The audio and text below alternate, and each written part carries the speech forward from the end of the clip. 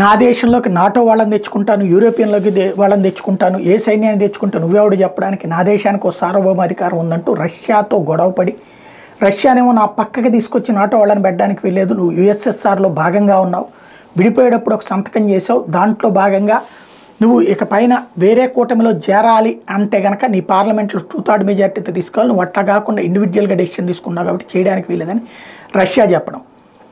ఆ తర్వాత వినకపోవడం, అక్కడి నుంచి యుద్ధం ప్రారంభం కావడం, 2 సంవత్సరాలు దాటిపోయింది, యుద్ధం నడుస్తోంది. ఇప్పుడు తాజాగా చూసుకుంటే కీలకమైనటువంటి పరిణామం చోటు చేసుకుంది ఏంటంటే, ఉక్రెయిన్ వ్యవహారంలో ప్లాన్ ఏ ప్లాన్ బి ఉంది అని అమెరికా యూరోప్ దేశాలు నమ్ముతున్నాయి. అమెరికా యూరోప్ దేశాలన్నీ ఆయుధాలు ఇచ్చి ఇంతకాలం ఉక్రెయిన్ చేత రష్యా మీదకి యుద్ధాన్ని జయించినాయి, కానీ ఇది గెలవల. ఇలాంటి దశలో రష్యా ఏం చెప్తోంది, ఇదే అమెరికా వీళ్ళు ఏమంటున్నారు, ప్లాన్ బి ఉండాలి ప్రతిదానికి, ప్లాన్ బి ఉక్రెయిన్ దగ్గర ఉంటుంది అని చెప్పారు.